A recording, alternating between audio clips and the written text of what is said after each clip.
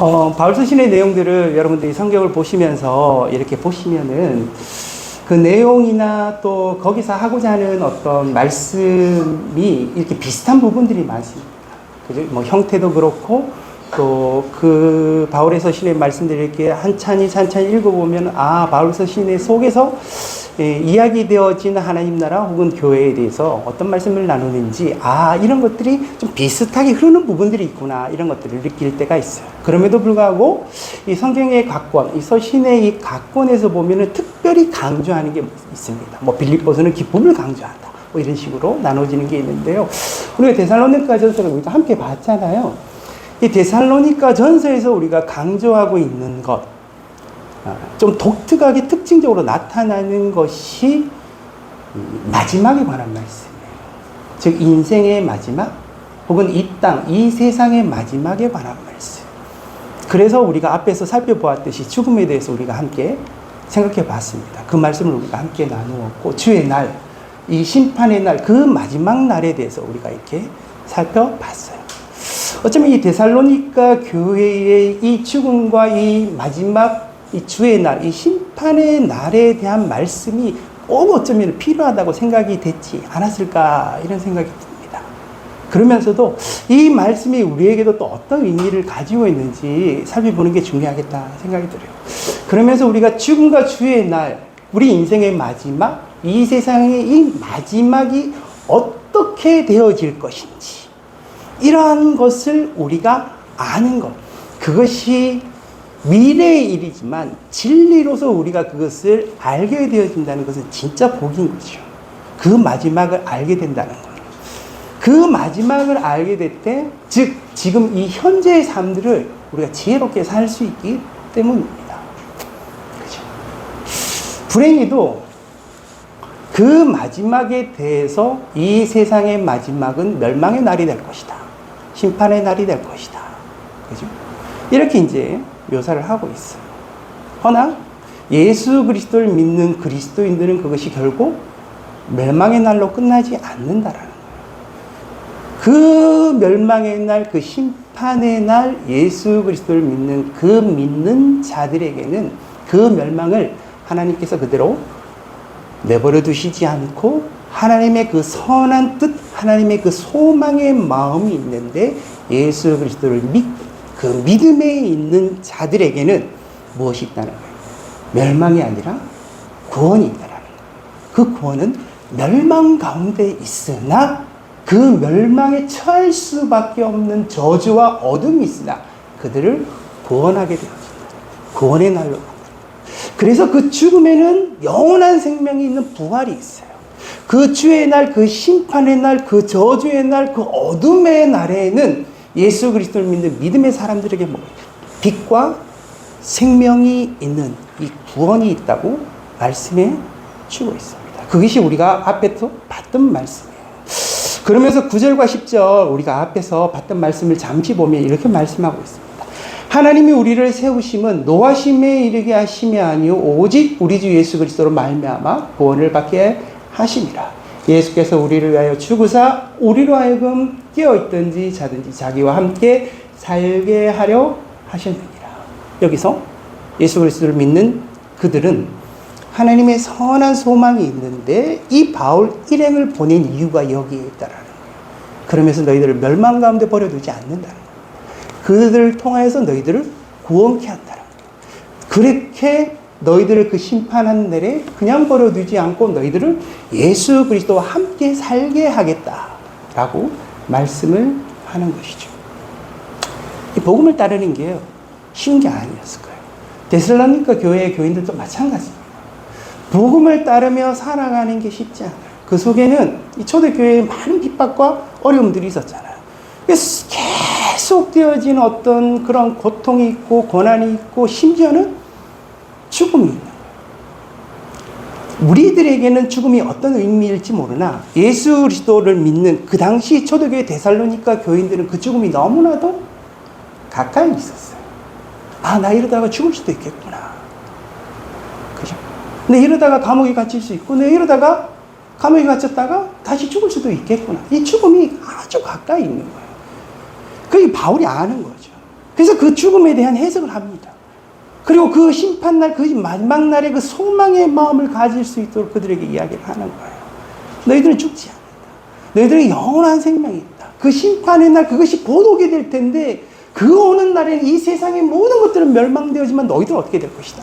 예수 그리스도와 함께 영원히 살게 되어질 것이다. 그 소망의 마음들을 주는 이 데살로니가 교회가 그 복음, 그 소망의 마음을 가지고 계속해서 신실하게 믿음의 삶들을 현재 살아가기를 원하니 그 소망의 마음으로 그 미래에 일어날 일들에 대해서 바울이 이야기를 해주고 있다. 복음이요, 뭐 여러 가지 특징이 있겠지만 복음이 비밀입니다. 비밀이에요. 그 당시에도 비밀이지만 지금도 이 복음은요 비밀이에요. 요즘 뭐 교회가 많잖아요. 그리고 예수 그리스도에 대해서 안 들어본 사람이 없어요. 다 들어왔어요. 다 알고 있어요. 그리고 예수 그리스도를 믿으면은 뭐 구원을 받는다 이 내용도 사람들이 다 알고 있어요. 그죠? 그러나 이 복음은요 비밀입니다. 그들이 듣기는 하나 그들이 그것을 받아들이지 않습니다. 그들이 그것을 수없이 사람들의 입을 통하여 아니면 그들이 보여지는 것들을 통하여 알기는 합니다. 하나 그것을 믿지는 않습니다. 그래서 이 복음은 비밀입니다. 이 복음은요 성령님의 역사, 정말 하나님의 역사가 아니면 그 사람의 인격 속에서 역사에 그들을 깨우고 알려줄 수가 없어요. 하나님의 역사를 통하여서만 나타내지고 알게 되어지는 이 복음은 그래서 비밀입니다. 세상 가운데 이 복음이 넘쳐나는 것 같으나 이 세상 모든 사람들이 그 복음을 받아들이지 않아요. 그래서 이 복음은 비밀이에요. 그래서요 복음을 소유한 사람들은 그 복음을 가지고 복음의 삶을 살게 되는 믿음의 삶이 있어요. 그 믿음의 삶을 살게 되지만 이 복음을 소유하지 못한 사람, 이 세상에 꽉 차 있는 복음 같지만 그 복음을 받아들이지 않는, 믿지 않는 사람들은 세상의 삶의 방식들이 있어요. 이 세상에는 이 세상의 삶의 방식으로 가득 차 있어요. 그 세상의 방식대로 자기들이 사는 삶들을 그렇게 살아가고 있어요. 그들에게 왜 복음이 들려지나? 그들은 그 복음을 소유하지 않습니다. 이 세상 가운데는 이 복음이 꽉 차 있으나 세상은 세상의 방식대로 살아가고 예수를 믿지 않는 사람들은 그들의 삶의 방식대로 세상의 방식을 따라서 살아갑니다. 근데 이 복음을 소유한 우리는 그 세상의 방식의 삶들을 살지 않고 믿음의 삶의 방식으로 살아야 된다. 그 복음을 소유했으니 그 복음을 소유한 자답게 그 복음 가운데 살아야 되는 믿음의 삶으로 나아가야 되는 거예요. 그러니 그것이 쉽지 않은 거예요. 세상 사람들은 다 세상 방식대로 살아요. 근데 나는 복음을 소유하고 있어서 이 복음의 삶들을 살아야 되니 쉽지 않은 거죠. 데살로니가 교회는 그 복음의 삶을 살다가 믿음의 삶을 살다가 죽을 수도 있어요. 그래도 포기하지 않고 믿음의 삶을 살아야 되니 그 세상 가운데 사는 사람들과 함께 섞여서 그렇게 살아야 돼. 얼마나 힘들겠습니까? 너무나 힘들어요. 우리는요? 우리는 쉬울까요? 네. 우리는 예수 믿는다고 누가 나와서 뭐 나를 뭐 잡아가거나 뭐 나를 죽이지는 않아요. 그래도 우리는 쉬울까요? 여전히 우리는 이 세상 가운데 살면서 믿음의 삶들을 살아가는 게 참 힘들다는 것을 날마다 느껴요. 날마다. 네. 아이고, 나 오늘 또 믿음 가운데 살지 못했어. 내 안에 예수 그리스도가 어떤 영향력을 미치고 내가 복음이 내 안에 있는 복음이 내 안에 어떻게 역사하는지에 대한 전혀 느낌도 전혀 내 안에 역사하는 것도 느끼지 못한 채 하루하루를 살아갈 때가 너무나도 많아요. 그럼 어떻게 살겠어요? 딴 사람과 똑같이 사는 거예요. 그 사람들이 사는 방식대로, 그 사람이 사는 삶대로 살아가게 되어지는 거예요. 그죠? 그래서 정말 예수 그리스도를 믿는 그리스도인들이 그리스도인답게 믿음 가운데 사는 것들이 너무나도 힘들 수 있어요. 그것은 어떤 시대이든 마찬가지예요. 그죠? 마찬가지로 힘들어요. 그래서 주님이 하신 말씀이 있어요. 내가 너희들에게 뭐를 주러 왔느냐면 화평을 주러 온 게 아니라고 이야기하세요. 뭐를 주러 왔다고요? 검을 주러 왔다고 그래요. 단호하게 이야기하시는 거죠. 내가 너희들이 와서 이 세상을 사는데 이 세상에서 정말 좋고 정말 아름답고 정말 귀하고 뭐 이런 것들이 참 많아. 그것을 따라서 너희들이 마음을 편하게 하고 잘 살게 하려고 너희들에게 온 게 아니라는 거예요. 그렇게 사는 이 모든 세상이 있고 그 세상에 있는 사람들이 있는데 너희들은 어떻게 산다는 거예요? 힘들지만 믿음으로 사는 거예요. 그 믿음 가운데 사는 게 녹록지 않다라는 거예요. 힘들 거라는 거예요. 마치 이 검을 가지고 살듯이 정말 힘들게 단호하게 절단하며 그렇게 살아야 되는 삶일 수도 있다라는 거예요. 심지어는 뭐라 그래요? 형제 자매를 이렇게 등지고 살 수도 있다. 이렇게도 이야기를 하는 거예요.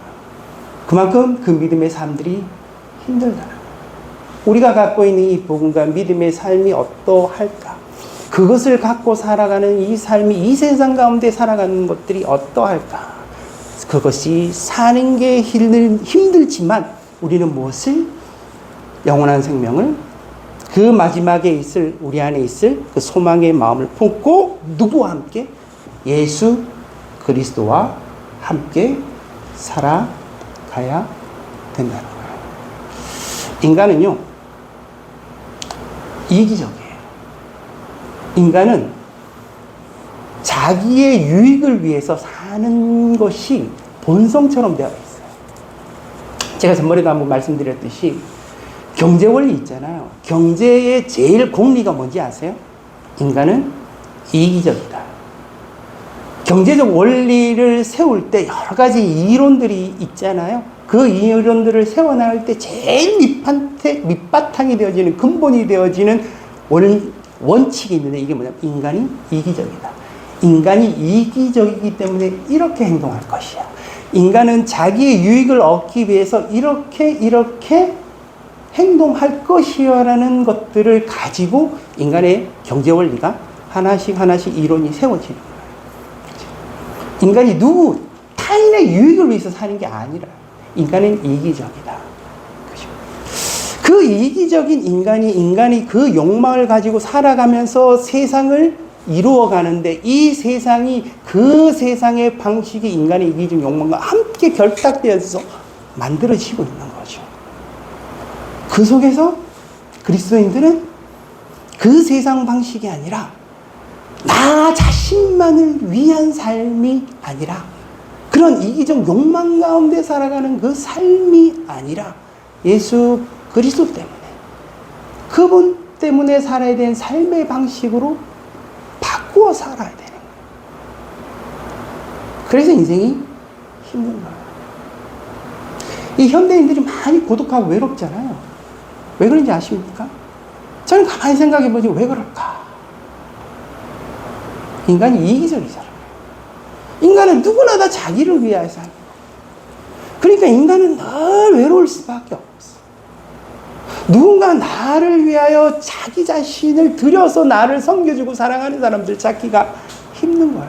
자세히 따져보면 자기가 선한 사람이 되려고, 자기가 명예를 얻으려고, 자기가 인기가 있으려고 뭐 이러면서 이제 인간의 행동들, 나 또한 그런 행동들을 하니까, 나 또한 그런 말들을 하니까 늘 외롭게 느껴져요. 그러한 인간의 삶들을 우리가 그러한 세상의 방식으로 우리들이 함께 살아가고 있는, 물론 그것만 있는 건 아니겠죠. 하지만 가장 밑바닥에 우리의 삶의 동기들을 보면 그것이 우리 안의 삶의 원리처럼 그렇게 살아가고 있는 이 세상의 방식들이 우리 안에 있다는 거죠. 그러한 인간의 욕망과 이기심, 그것과 함께 만들어진 이 세상의 삶의 방식은 너무나도 강합니다. 이것은 우리의 삶 가운데 숨 쉬듯이 늘 우리 가까이에 다가와 있다는 거예요. 가까이. 근데 그것을 벗어버리고 그것을 거슬러서 예수 그리스도가 말씀하신 그 말씀 가운데 믿음을 살려고 하는 게 너무나도 힘든 거죠. 다시 복음을 기억하고 다시 하나님께 나가서 예배드리고 다시 같이 하나님과 소통하고 하나님의 영광과 하나님의 은혜와 그리스도의 역사를 다시 되짚어보고 그것으로 우리의 마음을 단단히 하고 무장하고 그러면서 우리가 그리스도의 삶들을 이제 살아가고 있는 거예요. 그러니 주님이 이것을 어떻게 하라고요? 혼자 하지 말라는 거예요. 그것이 힘들고 어려우니까 어떻게 해요? 같이 하라는 거예요. 그래서 우리 교회를 만드시고 예수 그리스도께서 그래서 이 교회를 통하여서 연합하여서 우리가 함께 그 일들을 이루어 가라는 거예요. 이것이 하나님의 소망의 마음이에요. 그래서 오늘 본문 11절에 이렇게 말씀하는 거죠. 그러므로 예수 그리스도 그분을 통하여서 너희들이 함께 살 그 구원의 날을 소망하면서 품으며 너희들이 그렇게 살아야 될 것인데 그러므로 너희들이 피차 권면하고 서로 덕을 세우기를 너희가 하는 것 같이 하라. 이 데살로니가 이 교인들이 잘했나 봐요. 그들이 함께 모여서 정말 주 예수 그리스도를 붙들고 함께 기도하고 함께 예배하고 교회를 이루어가고 막 복음을 전파하고 목숨을 걸고 막 그런 것들을 참 잘했나 봐요. 그렇게 잘하는 그들에게 너희들이 이렇게 해왔는 것처럼 계속해서 피차 권면하는 권면. 제가 제일 못하는 거. 제가 정말 못하는 것 중에 하나가 이 권면이라고 말씀드렸잖아요. 네. 약하고 힘들고 어려운 사람들한테 찾아가서 권면하는 거죠. 복음 가운데 삽시다. 믿음 가운데 삽시다. 우리 한번 주님의 뜻 가운데 함께 살아봅시다. 함께 권면하는 거. 그리고 뭐를 하라고요? 덕을 세우라. 여기서 이 덕이라는 이야기를 우리가 교회에서 많이 하죠. 그죠? 덕을 세운다. 덕이라는 이야기를 많이 하는데요. 덕이 사람들의 평안을 주는 위로의 말을 하고 그 사람들을 뭐 기쁘게 하고 뭐 이런 어떤 말로 이제 느껴질 수 있어요. 근데 여기서 덕을 세우다 라고 할 때 이 덕을 세우다라고 할 때 이 덕이 아니라 세우다의 방점이 있습니다. 예, 세우다의 방점이 있어요. 그러면 여기서 말하는 이 덕이 무엇일까? 그럼 덕을 세운다는 게 무엇을 의미할까라고 생각해 보는 거죠. 하나님이 이 바울의 입을 통해서 이렇게 말하실 때 하나님의 원하심이 있어요. 교회를 통하여 이루고자 하는 게 있어요. 이 세상은 세상 방식 가운데 살아가는 이 세상 가운데 교회를 세웠는데 이 교회가 단단하고 굳건하게 세워지기를 원하는 거예요. 복음 가운데, 믿음 가운데 세워져야 된다는 거예요.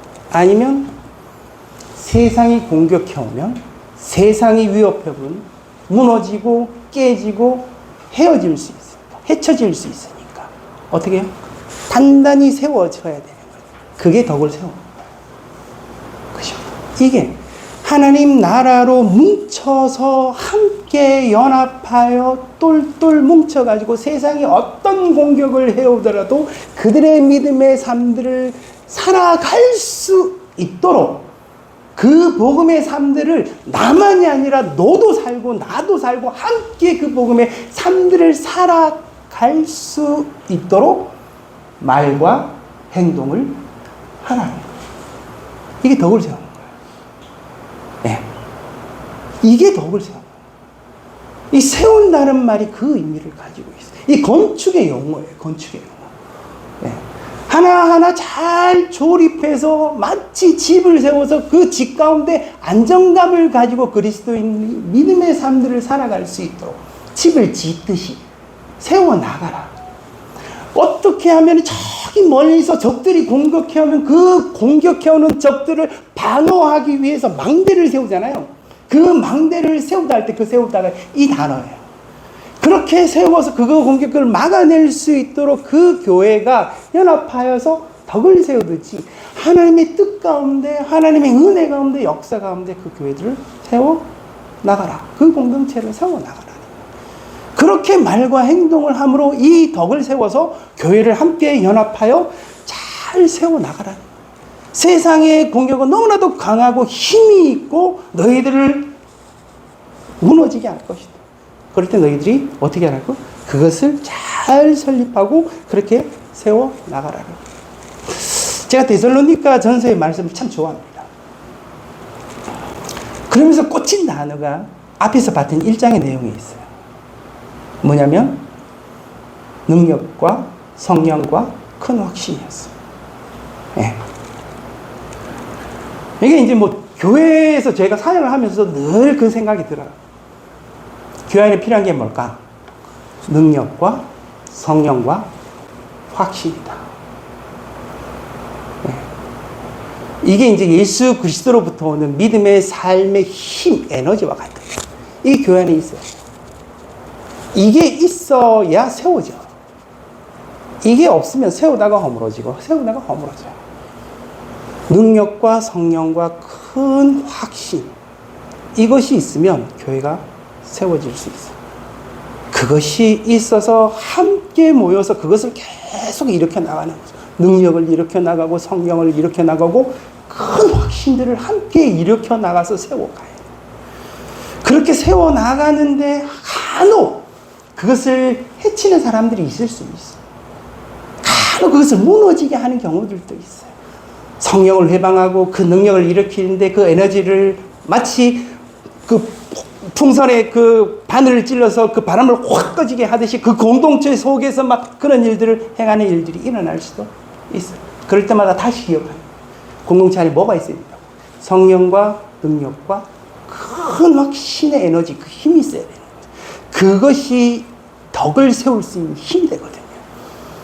성도가 함께 연합하여 이 덕을 세워나가는 거예요. 그 교회를 연합하여 함께 이 에너지, 성령과 능력과 힘, 우리가 함께 모여서 예배를 드리고 하나님께 영광을 올려드리면서 우리 안에 내적으로 무엇을 가지는 거예요? 성령과 능력과 큰 확신을 가지고, 그것을 나만 가지는 게 함께 연합하여 그것을 막 이렇게 세우고 우리 마음 가운데 또 우리의 삶 가운데 그것을 채워가는 거예요.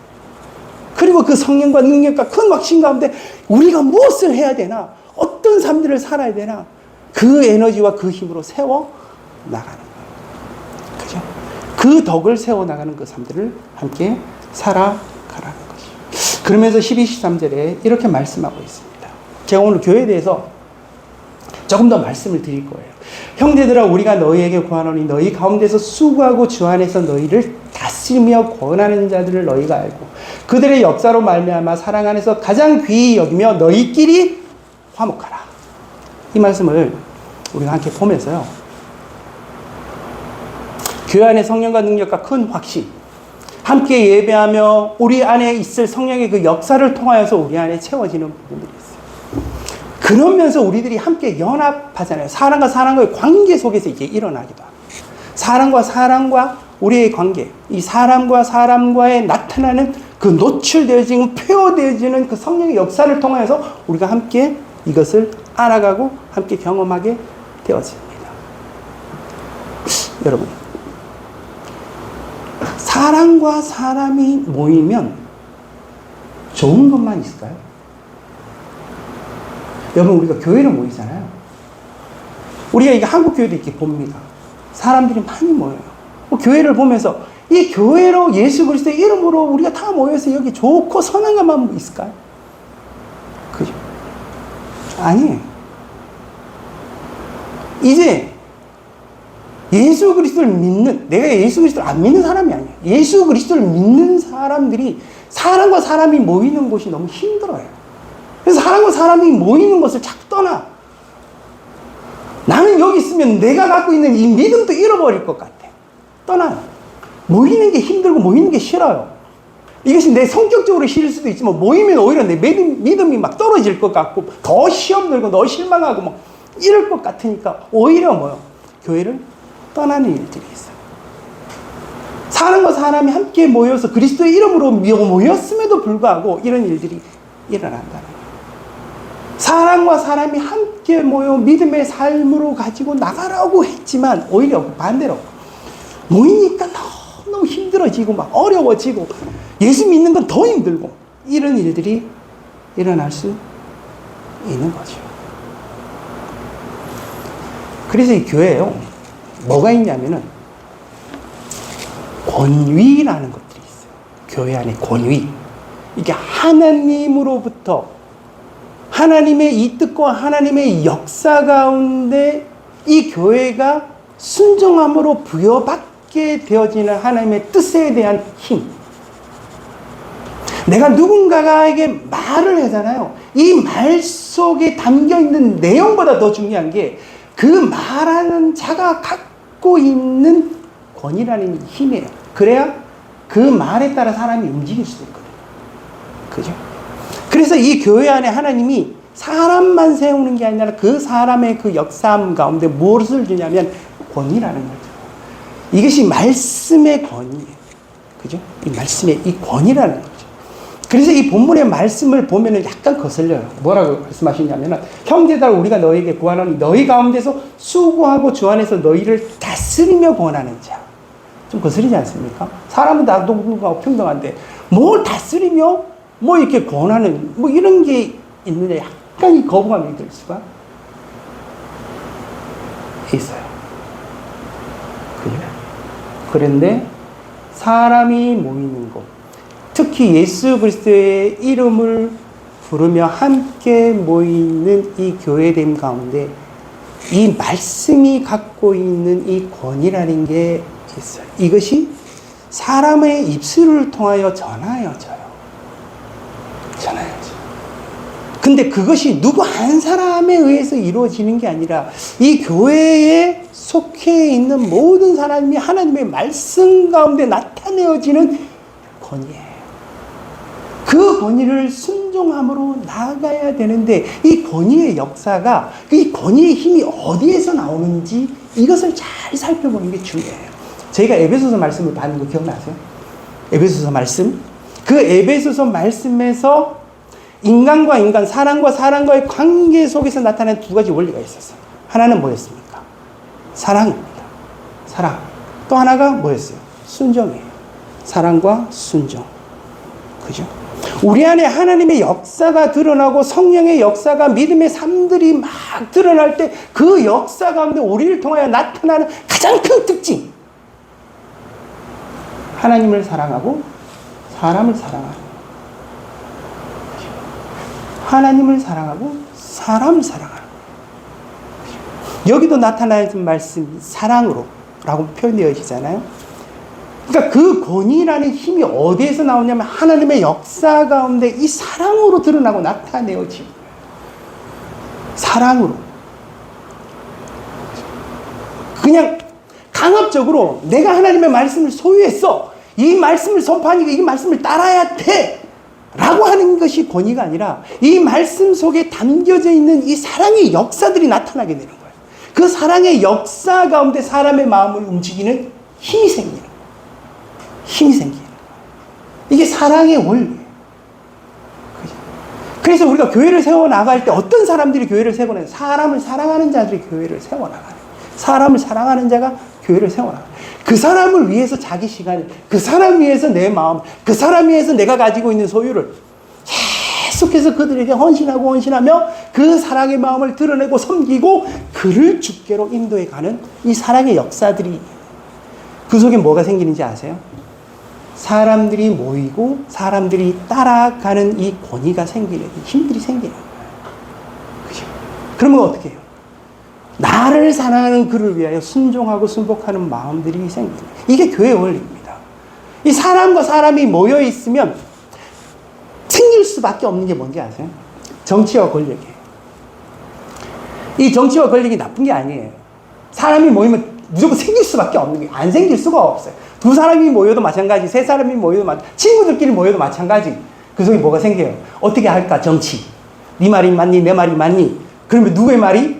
힘 있는 자가, 말에 힘이 있는 자가, 그 말에 사는 사람들이 동조할 수 있는 그 말을 따라서 권력이 생겨서 그 힘이 생겨서 가는 거예요. 이게 이 정치와 권력이 생기는 거예요. 근데 이 교회 안에 있어야 될 이 정치와 권력, 그 힘은 어디에서 생기는지 아세요? 제가 앞에서 말씀드렸듯이 사랑에서 생겨요. 사랑.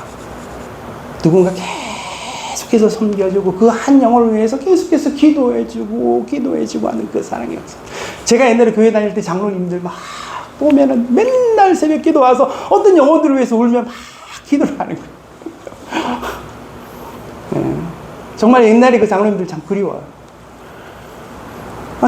정말 사랑으로 섬기는 그 장로님들을 보면은 정말 울면서 기도하는 그 장로님들을 보면 그 장로님들이 앞에서 뭔가 말씀하시면 안 따를 수가 없어요.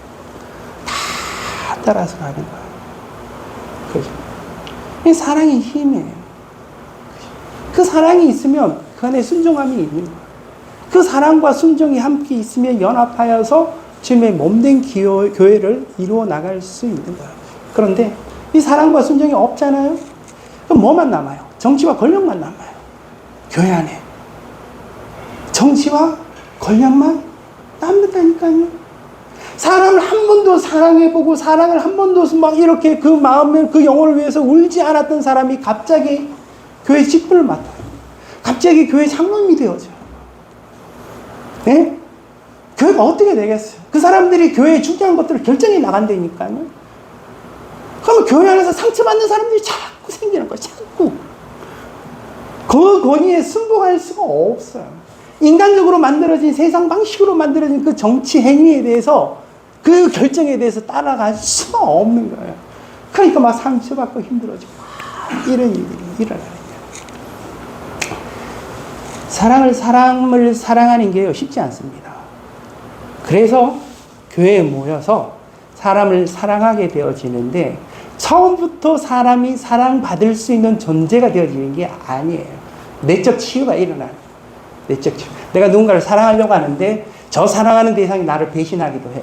내가 누군가를 만나서 막 이렇게 약속도 하고 그랬는데 그 약속을 어기고 지 마음대로 해. 상처받죠? 나는 거절하고 거절감들도 생기죠. 그러면서 내 안에 뭐가 생겨요? 내성이 생기는 거예요. 힘도 생기는 거예요. 아, 그래도 내가 제 영혼을 사랑해야 할 거야. 이러면서 또 다가가고 또 다가가. 이런 내성, 이 에너지와 이 힘이 생기는 거예요. 그죠? 옛날 선교단체 하면은 순장과 순원이 있었잖아요. 리더와 뭐 이렇게 또 섬김이 뭐 이런 것들이 있었고, 지금 교회 목자, 목원 뭐 이런 것들도 있잖아요. 그런 것들을 세워나가는 거예요. 그들이 계속해서 그런 훈련을 받는 거예요. 사람을 사랑할 수 있는 훈련, 또 가서 또 거절감이 있으면 또 찾아가고 이런 훈련들을 계속 받는 거예요. 그러면서 사람을 사랑할 수 있는 자로 예수 그리스도의 제자로 만들어져요. 사랑할 수 있는 자로. 자기 내적 치유를 계속해서 해나가는 거예요. 그러면서 사람을 사랑할 수 있는 자로 만들어지는 거예요. 그 훈련을 통하여서. 그래서 사람들을 보고 그들을 또 섬기고 그 사람들이 그 목자 또 그 리더의 어떤 섬김과 그 사랑에 대해서 함께 순복하고 순종해 나가서 이 교회를 세워 나가는 이것이 교회의 모습이에요. 그게 오늘 이 본문 말씀 속에 있는 거죠. 형제들아 우리가 너에게 권하니 너희 가운데서 수고하고 주 안에서 너희를 다스리며 권하는 자들을 너희가 알아야 돼요. 그들의 역사로 말미암아 사랑 안에서 가장 귀히 여기며 너희끼리 화목을 이루어라는 거예요. 교회에서 권사님들끼리 모임을 시작해요. 권사님들이 참 평신도인데 그래도 참 모임을 잘 하시는구나. 이러다가 한 1년, 2년 지나면 그 모임이 없어져요. 시험에 들고 싸우고 막 이런 일들이 일어나는 거죠. 그냥 똑같은 마음으로 같이 모여서 똑같이 함께 이렇게 막 마음을 나누고 말을 나누고 뭐 이러면 좋을 것 같죠? 아니요.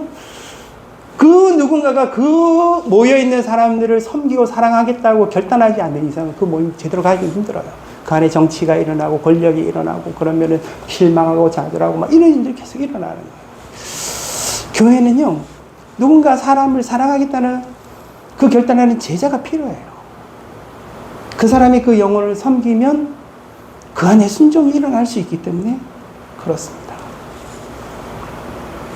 마지막에 이 14절을 우리가 한번 보고 마쳤으면 좋겠습니다. 14절에 또 형제들아 너희를 권면하노니 게으른 자들을 공개하며 마음이 약한 자들을 격려하고 힘이 없는 자들을 붙들어주며 모든 사람에게 오래 참으라. 여기 또다시 형제들아 너희를 권면하노니 그러면서 게으른 자들이라고 나오잖아요. 그래서 이 게으른 자들이 어떤 자들인지 아십니까? 자기 일 안 하고 팽팽 놀고 막 이런 성실하지 못하고 이런 자들을 말하는 게 아니에요. 여기서 말하는 이 게으른 자들은요, 어떤 곳을 향하여 함께 대열을 갖추고 연합하여 나아가는데 그 대열에서 떨어져 버리는 무질서한 자들을 말해요. 약간 군대 같죠? 그죠?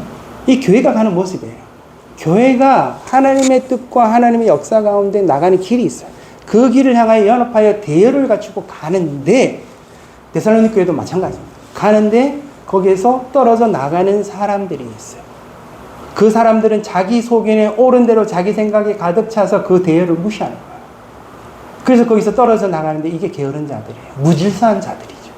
그 대열에서 낙오된 자들이에요. 여기 보면 그 뒤에 나타나는 마음이 약한 자들, 그리고 경외하고 힘이 없는 자들, 마음이 약한 자들, 힘이 없는 자들, 함께 대열을 가지고 가는데 다 똑같지 않아요. 막 힘있게 나가자 그런 사람도 있는데 뒤에 처져 있는 사람들도 있고 막 뭐 힘들다고 그러고 막 지쳐 있는 사람, 이런 사람들이 있을 수 있어요. 이게 약하고 힘든 자들이에요. 그런 사람들 그냥 버려두지 않는 거죠. 어떻게 해요? 같이 가자. 함께 가자. 으쌰으쌰 같이 가자. 주님의 뜻 가운데 우리 함께 잘 살아보자. 이러면서 함께 권면하여 가는 그 대우를 말하는 거예요. 누군가 그 일들을 감당하는 거죠. 이게 예수 그리스도의 제자들이에요. 사람의 마음을 사랑으로 품고, 그러면서 어떻게 해요? 모든 사람에게 오래 참아라. 내 맘대로 안 되니까 내가 지치기도 하고 내가 포기하기도 하고 이럴 수 있잖아요. 그러지 말라는 거예요. 포기하지 말고 지치지 말고 참고 한번 견뎌봐. 언젠가는 하나님의 역사 가운데, 그건 내가 할 수 있는 게 아니에요. 하나님의 역사 가운데 그 영혼이 다시 그 대열 가운데 돌아올 수 있을 거야. 다시 처져 있는 자가 함께 연합하여 그 일들을 이루려고 같이 나갈 수 있을 거야. 이게 대열이에요. 그 대열을 이루고 함께 갈 수 있어요. 그때까지 너희들은 어떻게 해요? 오래 참고 그 일들을 함께 감당하라. 내 안에 분이나 막 화가 올라올 수 있죠. 막 그 뒤에 뭐라 그래요? 악으로 악을 갚지 말고 선하게 그 공동체를 이루어 나가라는 거예요. 오래 참으며 그 일들을 해 나가는, 이게 교회의 모습이다. 제가 이 말씀을 준비하면서도 참 힘들어요. 제 안에 연약함이 무엇인지 저 또한 알기 때문에. 하지만 이것이 주님이 원하시는 길이라면 우리가 사는 동안 우리의 이 마지막 날까지 그것을 바라보며 함께 걸어 나가는 거죠. 우리를 그냥 혼자 내버려 두지 않으시고 모여서 교회를 이루셨어요. 그럼 내가 사는 동안 뭘 하지? 하나님을 사랑하고 인간을 사랑하는 거, 이 두 가지밖에 없어요. 딴 게 뭐 필요하겠습니까? 그죠? 힘들 텐데. 예. 제가 늘 생각, 힘들 것 같아. 사람, 힘들어. 힘들 때. 그죠? 예. 하나님의 뜻이 그 마지막 날까지 우리에게 소망의 마음으로 우리를 연합하여 일들을 이루게 하시는 또 하나님이신 줄 믿습니다. 우리가 오래 참으면서 또 일들을 함께 이루어 나가는 저와 여러분들의 삶이 되어지기를 주님의 이름으로 축복합니다. 기도하겠습니다. 아버지 하나님, 우리가 함께 교회에 대해서 또 생각해보고 주님의 말씀을 함께 나누었습니다. 교회 안에 있어야 될 그 사랑이, 교회 안에 있어야 될 그 순종이 우리 안에 화목을 이루고, 또 그것을 통하여 하나님의 강하고 능하신 그 성령과 능력과 그 확신의 역사가 우리 안에 일어날 줄로 믿습니다. 아버지 하나님, 우리가 인내하며 주님의 역사하심을 믿음으로 바라보고 나가는 자들이 되어질 수 있도록 오늘 함께 예배드린 모든 영혼 가운데 주님이 역사하시고 말씀하여 주시옵소서. 예수 그리스도 이름으로 기도드립니다. 아멘.